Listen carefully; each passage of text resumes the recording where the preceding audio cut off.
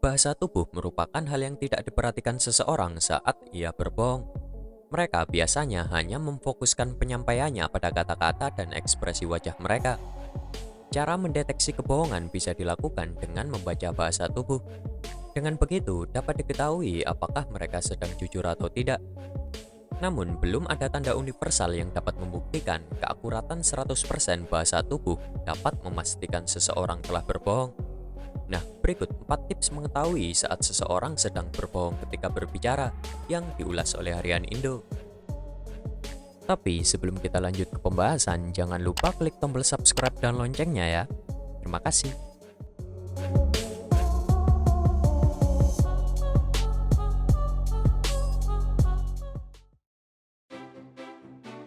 Yang pertama, jeda saat berbicara.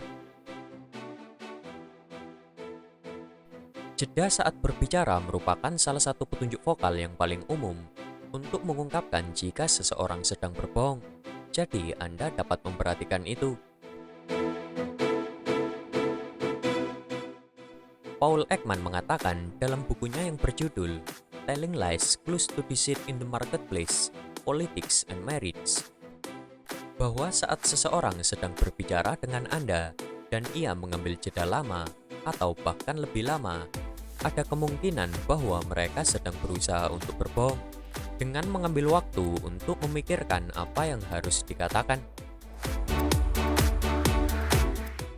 Yang kedua, durasi emosi. Biasanya emosi hanya bertahan selama tidak lebih dari 5 detik saat seseorang sedang berbicara, menurut Paul Ekman.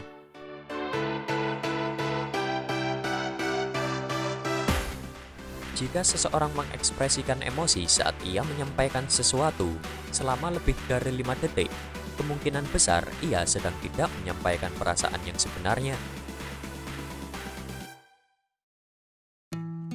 Yang ketiga, gerakan ekspresi wajah. Penyampaian emosi atau perasaan dikatakan tulus ketika tidak hanya satu bagian dari wajah seseorang yang berubah. Demikian menurut jurnal yang ditulis oleh Paul Ekman dan Erica Rosenberg.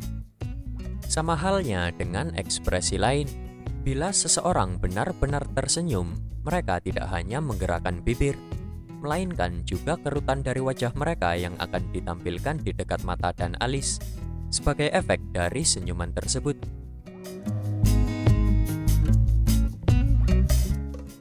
Yang keempat, penyampaian secara berulang-ulang.